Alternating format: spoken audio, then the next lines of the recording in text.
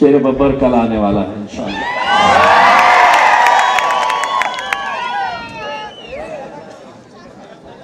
यहाँ पर मजलिस इत्तेहाद उल मुस्लिमीन के हमारे और आपके हर दिल अजीज उम्मीदवार जनाब दुर्गप्पा बिजावर साहब हैदराबाद से आए हुए हमारे सीनियर कॉरपोरेटर, जिन्होंने खुद 2014 में इतनी मेहनत की थी मेरे लिए कि इनकी मेहनत की वजह से मैं अल्हम्दुलिल्लाह एमएलए बन गया था औरंगाबाद से। अभी अभी कांग्रेस छोड़कर जो यहाँ पर मजलिस का दामन थामे हैं जनाब रशीद साहब, हमारे नज़ीर साहब, स्टेज पर मौजूद तमाम मोअज़्ज़िज़ मेहमानान, मेरे भाइयों, बुजुर्गों, साथियों, 224 सीटें हैं कर्नाटक के अंदर। लोग हमसे ये पूछते हैं कि आप तो सिर्फ 2 ही सीटों पर लड़ रहे हैं, अगर 2 जीत भी जाए तो क्या कर लेंगे? मैं उन्हें जवाब देता हूं, वही कर लेंगे जो पार्लियामेंट के अंदर मेरा शेर बैरिस्टर असदुद्दीन अकेले रहकर करता था। एक क्या कर सकता है, कभी हैदराबाद जाकर देखो, और फिर एक क्या कर सकता है, कभी मेरे महाराष्ट्र में आकर देखो। इकलौता एक है पूरे महाराष्ट्र के अंदर। यही कांग्रेस वाले कहते थे कि मुमकिन ही नहीं है कि मजलिस इत्तेहाद उल मुस्लिमीन का कोई मेंबर ऑफ पार्लियामेंट हैदराबाद के बाहर जीत कर आ जाए। यही कहा जाता था कि बैरिस्टर असदुद्दीन अवैसी अकेला एक एमपी है हैदराबाद से और ये जिंदगी भर अकेला रहेगा। लेकिन अल्हम्दुलिल्लाह ये आप लोगों की दुआओं का नतीजा है। अब बैरिस्टर असदुद्दीन अवैसी साहब पार्लियामेंट के अंदर अकेले नहीं बैठते, उनका भाई इम्तियाज जलील भी उनके साथ जाकर बैठता है। अभी पिछले 3 दिनों से मुझे लगातार हुबली के कांग्रेस का कोई चाहने वाला है जो मुझे लगातार फोन कर रहा था 3 दिनों से, और पहले अच्छे लहजे में बात कर रहा था, मुझे यह समझा रहा था कि तुमने यहां पर आना नहीं, हुबली में आना नहीं। जब मैंने ये कहा कि नहीं मुझे आना है, तो कुछ धमकाने के हिसाब से बात कर रहा था, कुछ डराने के हिसाब से बात कर रहा था। मुझे उत्तर प्रदेश जाना था प्रचार के लिए, लेकिन जब उसका लहजा सुना मैंने, तो मैंने कहा कि अब उत्तर प्रदेश नहीं, अब तो हुबली ही जाना है। और आज जब मैं आया तो आज शाम में फिर उसने मुझे फोन किया और मुझसे यही कहा कि तुम क्यों आए हो यहां पर। मैंने उसको यह जवाब दिया कि अब मैं आ चुका हूं, अब तू मुझसे मिलने आएगा या मैं आऊं तेरे पास मिलने के लिए। डरने घबराने वाली जमात का नाम मजलिस इत्तेहाद उल मुस्लिमीन नहीं है। हम यहां पर आए हैं, हम चाहते तो कई सारी सीटों के ऊपर हम अपने नुमाइंदे खड़े कर सकते थे, लेकिन आज जब मुझसे यह सवाल किया जा रहा, मेरी पार्टी से यह सवाल किया जा रहा कि आपने दुर्गप्पा साहब को टिकट क्यों दिया, तो हम उन्हें यह जवाब दे रहे हैं कि तुझे जो भाषा समझ में आती है, वो भाषा बोलने की ताकत अगर यहां पर हुबली में किसी में है तो वो दुर्गप्पा में है। जो भाषा तुम्हें समझ में आती है, हम उसी भाषा में जवाब देना जानते हैं। तुम इज्जत से बात करो, हम जान निछावर कर देंगे। धमकी देने का सोचेंगे तो सोच ले, मैं तो छोटा हूं, तेरा बाप कल आने वाला है।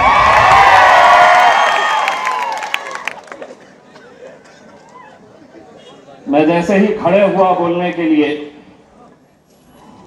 वहां पुलिस की गाड़ी के पास 2 कैमरे लेके खड़े हुए हैं।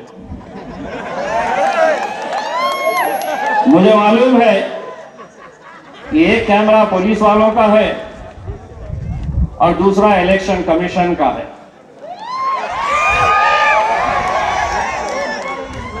मुझे मालूम है कि तुम ये ढूंढ रहे होगे कि हम यहां पर क्या बोलकर जाएंगे और तुम हमारे खिलाफ भड़काने का केस चलाएंगे। हम अब इतने होशियार हो चुके हैं, तुम हाथ में लेकर खड़े रहो, हम तुमको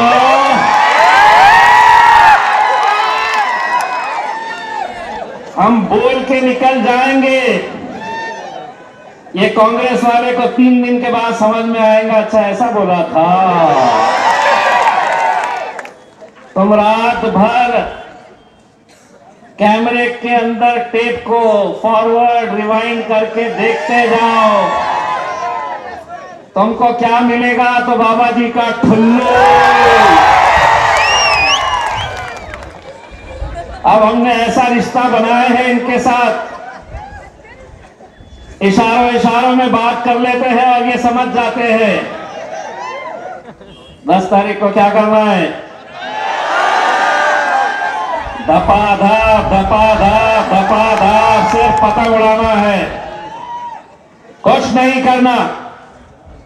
और बिल्कुल सही है दुर्गप्पा साहब ने जो बात कही है, ये वोट आप दुर्गप्पा साहब को नहीं देंगे, आपका वोट जाएगा मेरे कायद बैरिस्टर असदुद्दीन अवैसी साहब को। और हम भी फख्र के साथ ये कहेंगे, महाराष्ट्र में जब 2019 का लोकसभा का इलेक्शन हो रहा था, 48 लोकसभा की सीटें हैं, 48 कांग्रेस ने पूरे के पूरे सीटों के ऊपर अपने उम्मीदवार उतारी थी। मजलिस इत्तेहादुल मुस्लिमीन ने महज औरंगाबाद में सिर्फ एक ही सीट उतारी थी। वो पूरे सीटों पर लड़ रहे थे, हम एक सीट पर लड़ रहे थे। वो कितने सीटों पर जीते? पूरे सीटों पर लड़ने के बावजूद कितने सीटों पर जीते? 1। हम 1 लड़े, जीते कितने? लोग यही कहते थे, अरे ये 2014 के अंदर ये इम्तियाज जलील विधायक बनकर चुनकर आया है तो ये एक एक्सीडेंट था, विधायक बन गया, एमएलए बन गया, बोलता है एमपी बनेगा। 30 साल लगातार 30 साल मेरे शहर से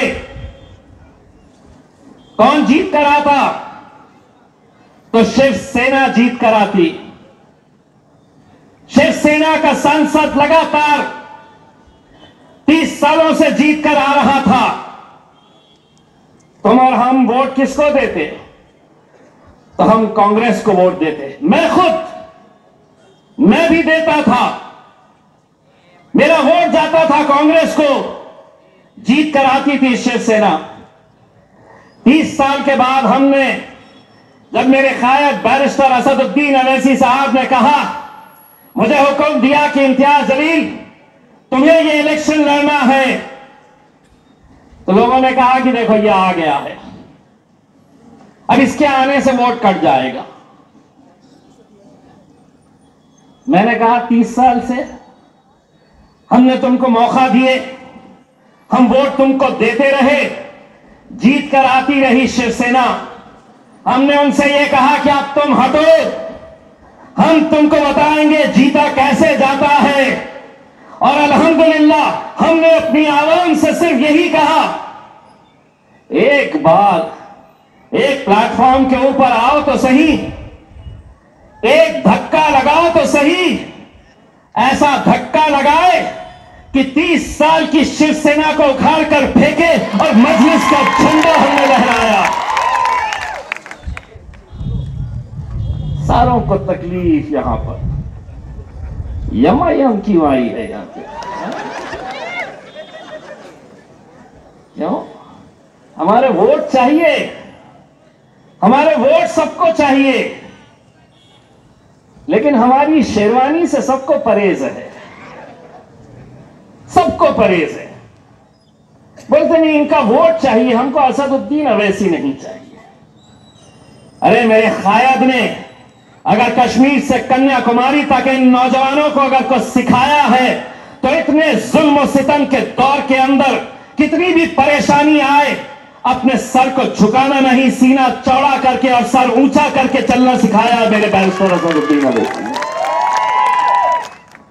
इसीलिए तो तकलीफ होती है, इसीलिए तो इतनी परेशानी है। सारी ताकत यहां पर लगा देंगे।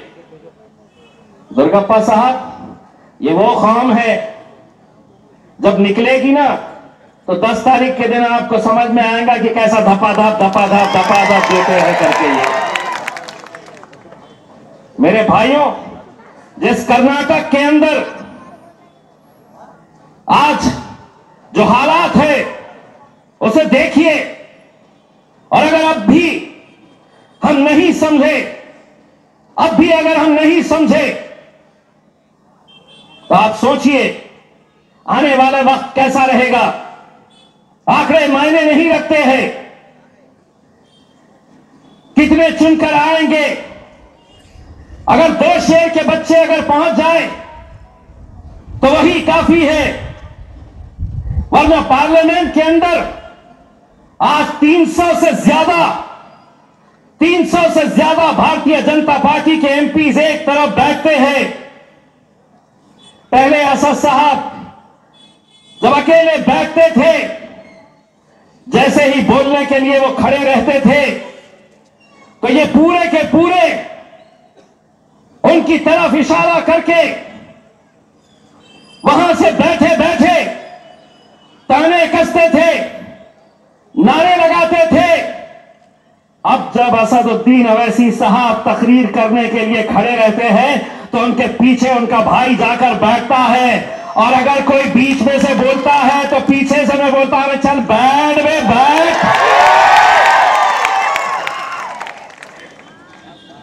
सौ सोनार की।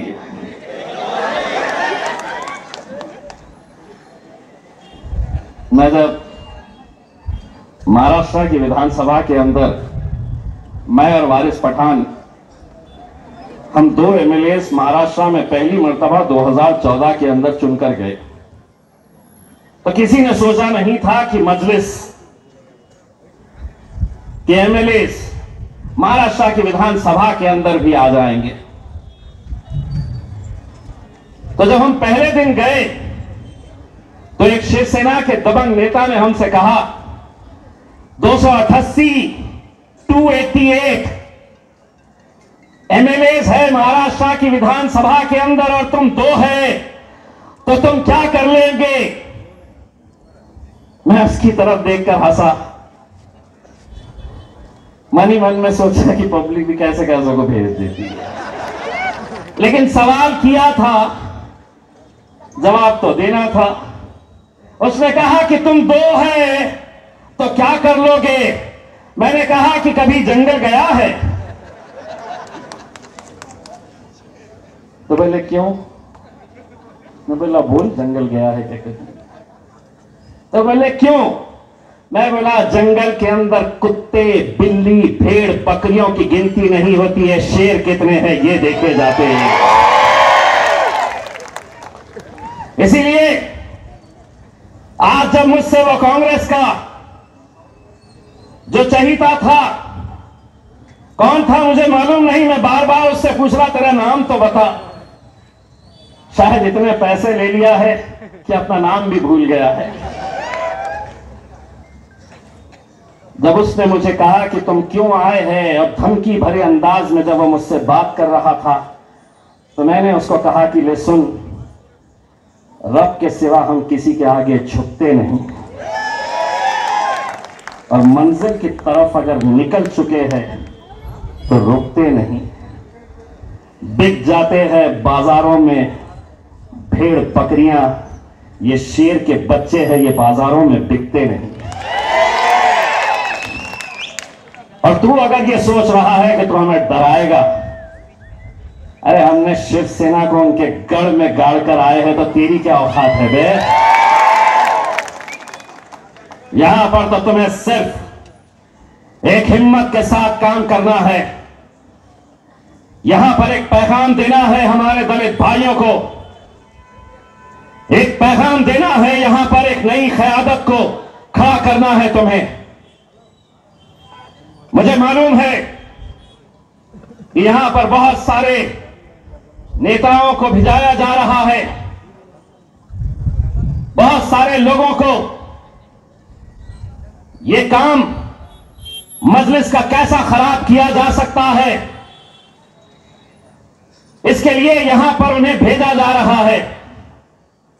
उन्हें एक बात जरूर कहना कि कर्नाटक की विधानसभा के अंदर 224 सीटें हैं, 222 के अंदर तू जहां बोलेगा मैं वहां वोट करूंगा, लेकिन जहां मजलिस ने अपने उम्मीदवार खड़े किए हैं, उन 2 उम्मीदवारों के ऊपर कोई सौदा नहीं होगा। मेरा वोट अगर जाएगा तो सिर्फ पतंग की निशानी के ऊपर जाएगा।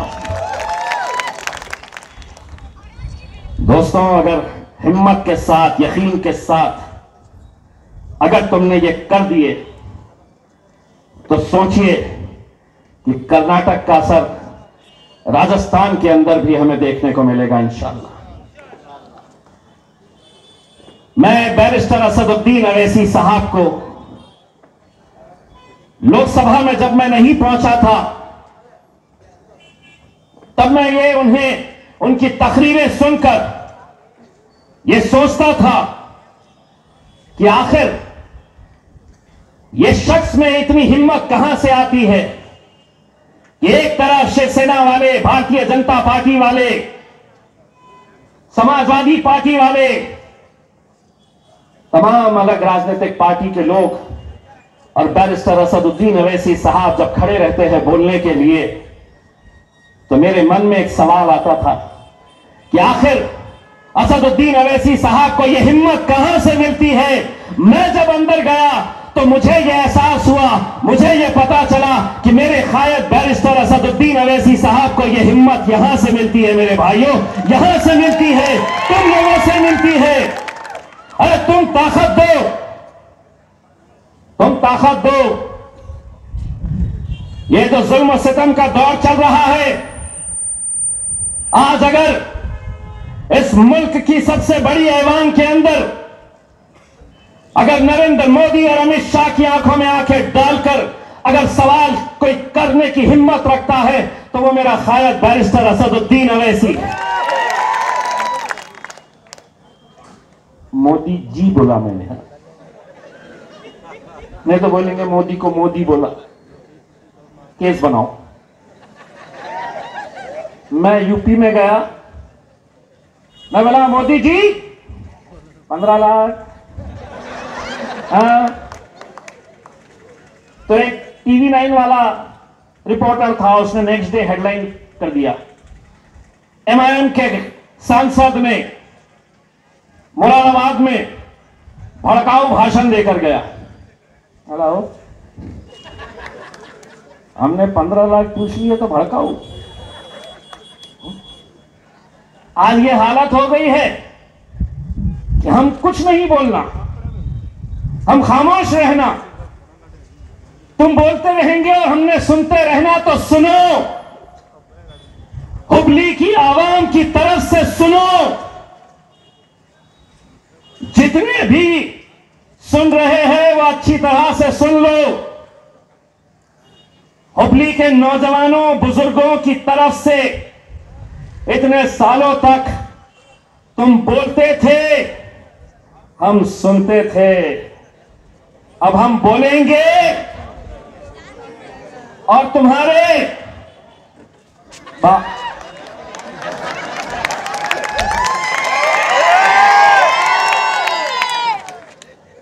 मैं आधा बोलूंगा, आधा आपने बोलना। अब हम बोलेंगे और तुम्हारे जोर से बोलोगे सर। मटन तो नहीं मिल पाए क्या? अब हम बोलेंगे और तुम्हारे अब मेरे पे केस बनता क्या? मैंने आधा ही बोला, आधा इनो बोले, इसीलिए हम बोलते हैं। हम बोल के निकल जाएंगे,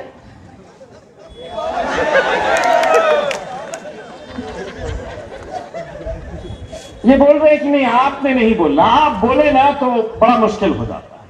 हम बोलेंगे ना, आपने क्या क्या वादे किए थे ना? 15 लाख मिले?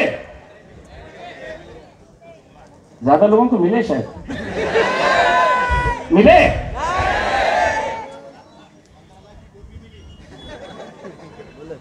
दो करोड़ नौकरियां दूंगा, मिली? तुमको मिली? नौकरियां भी नहीं मिली।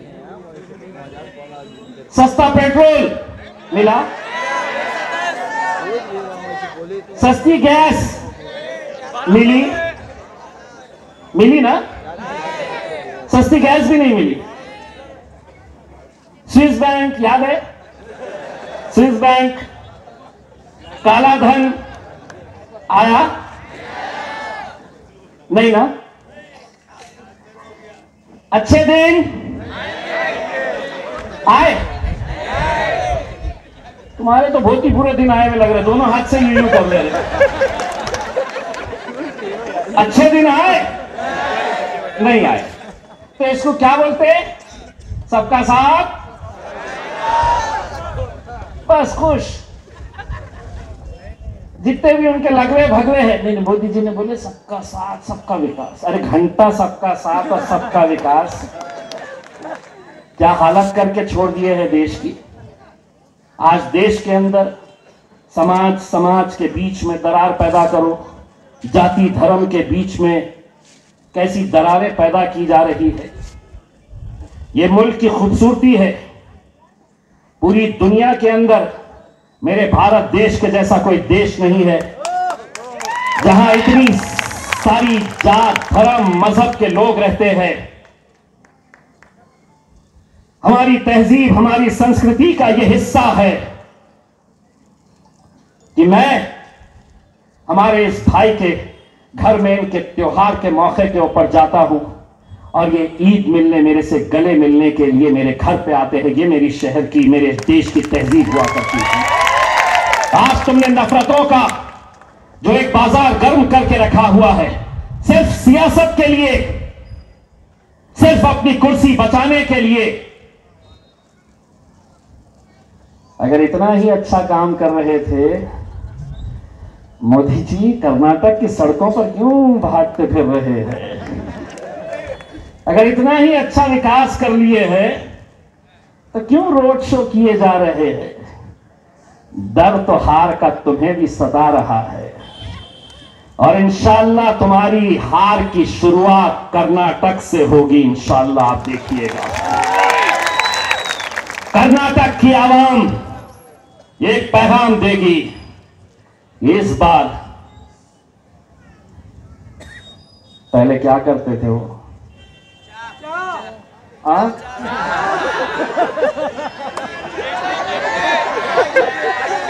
कैमरा कहाँ है?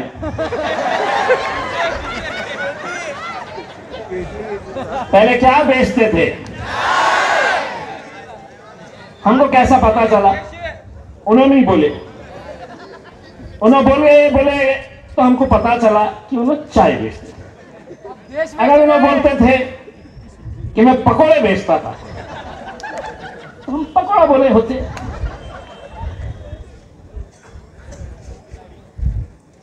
तकलीफ तो लोग ये कहते हैं ना कि इस सरकार ने इस देश में सब चीज बेच डाली है, सब चीज। गैस बेच दी, LIC बेच दी, हवाई अड्डे बेच दिए, रेलवे स्टेशन बेच दिए, ट्रेन बेच दिए, सब बेच दिए। लेकिन मैं बोलता नहीं, झूठ बोल रहे आप लोग। और हर चीज बेच के कुछ खरीदे भी ना, खरीदे। आप मीडिया वाले हैं क्या भाई? मीडिया वाले खरीदे ना, आपको ऐसा क्या कर रहे?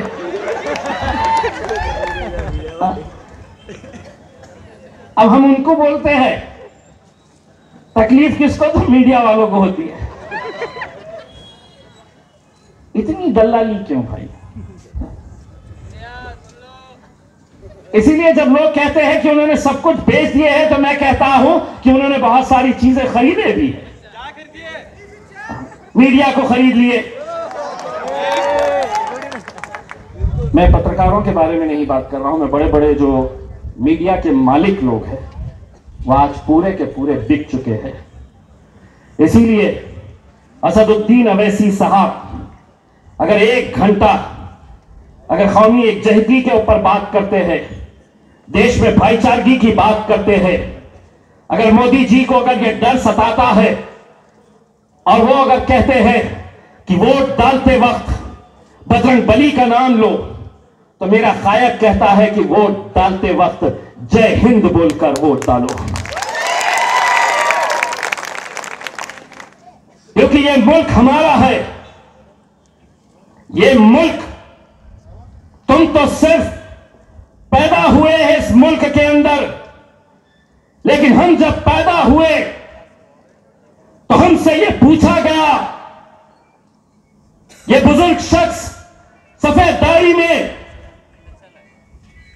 इनसे पूछा गया था कि तुम्हें यहां रहना है या पाकिस्तान जाना है, तो हमने पाकिस्तान को ठुकराया था और हमने कहा था कि यह मुल्क हमारा है, भारत देश हमारा है, इस मुल्क के अंदर हम पैदा हुए हैं और इंशाअल्लाह इसी मुल्क की मिट्टी के अंदर हम दफन होंगे।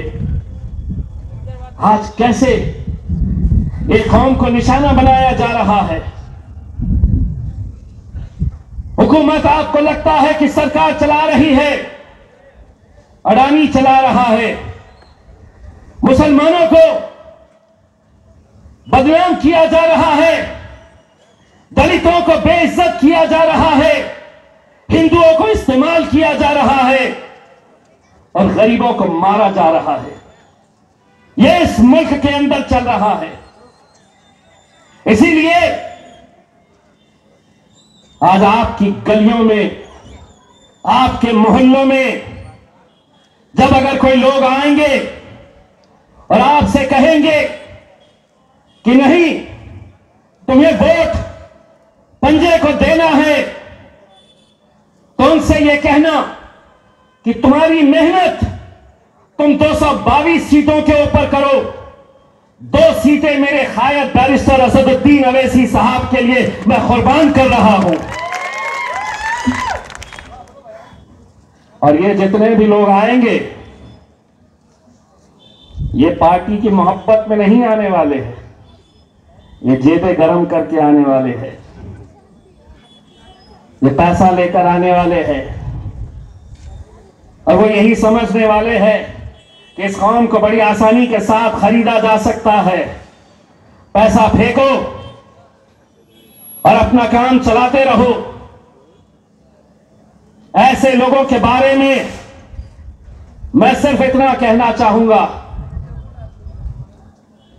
जब तक आस्तीन के सांप खत्म नहीं किए जाएंगे, हौसला कितना भी हो, हम जंग जीत नहीं पाएंगे। इसीलिए यही वो लोगों से चौकन्ना रहो। कई जगह पे आज हम अपनी क़यादत खड़ी कर सकते हैं। मैं अक्सर ये बात कहता हूं, बात कड़वी है, लेकिन अपने ज़मीर पे, अपने दिल पे हाथ रखकर पूछो कि इस मुल्क से मुसलमानों की, दलितों की और पिछड़ों की अगर क़यादत खत्म हुई है तो किसकी वजह से? कोई गैर इसके लिए जिम्मेदार नहीं है। मुसलमानों को हमेशा मुसलमानों ने हराया है, दलितों को हमेशा दलितों ने हराया है। इन्हें यह समझ में आ गया है ये कौम को बांटना, बिखेरना बहुत आसान बात है। दोस्तों, आज भी मेरे आंख पे कांटे खड़े हो जाते हैं जब मैं उस मंजर को सोचता हूं 2014 के। मेरे खिलाफ कांग्रेस और राष्ट्रवादी कांग्रेस के कैंडिडेट पानी की तरह पैसा बहा रहे थे।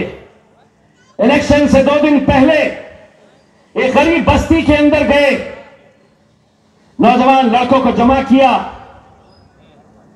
कुछ पैसा उनके हाथ में दिया और यह कहा कि यह पैसा रखो, हम जीत के आ जाएंगे तो तुम्हें और पैसा देंगे।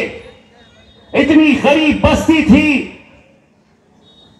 कि दिन में मेहनत करते तो रात में उनके घर का चूल्हा जलता। वो पैसे उनके लिए क्या मायने रखते थे मैं अच्छी तरह से समझ सकता हूं, लेकिन उन नौजवानों के अंदर एक नौजवान लड़का था, एक नौजवान लड़का था। वो खड़े रहा और उसने कहा कि भाइयों, ये पैसे को हाथ मत लगाना, अगर तुम्हें पैसा चाहिए तो मैं देता हूं तुम्हें पैसा, लेकिन इनके पैसे को हाथ नहीं लगाना। दूसरे नौजवान लड़के उसको देखकर हंसने लगे और कहा कि तू कहां से पैसा लेकर आएगा, तू खुद एक ऑटो रिक्शा चलाता है, तेरा ऑटो रिक्शा चलाता है तो दिन में तेरा ऑटो रिक्शा चलता है तो रात में चूल्हा तेरा जलता है घर का, तू कहां से पैसे लेकर आएगा। उस नौजवान लड़के के जज्बे को सलाम करिएगा। उसने अपने जेब से ऑटो रिक्शे की चाबी निकाली और कहा कि मेरे भाइयों, मेरा ऑटो रिक्शा चाहे तो बेच दो, वो पैसा तुम रख लो, लेकिन इनके पैसे को हाथ मत लगाओ। और ये जज्बा था ये जिसकी वजह से हमने 30 साल की शिवसेना को वहां पे खत्म किया। आज दुर्गप्पा साहब को यहां पर जिताना आप सबकी जिम्मेदारी है मेरे भाइयों। अगर आप ये नहीं कर पाए तो आप कहीं ना कहीं जो आवाज आज पूरे हिंदुस्तान के अंदर इतनी ताकत के साथ खड़ी है, हर मुद्दे के ऊपर आपके लिए एक मजबूत ताकत बनकर खड़ी हुई है, उस आवाज को आप कमजोर कर दोगे। इम्तियाज जलील आपका भाई, आपका बेटा आपसे दुर्गप्पा साहब के वोट की भीख मांगने के लिए आया है।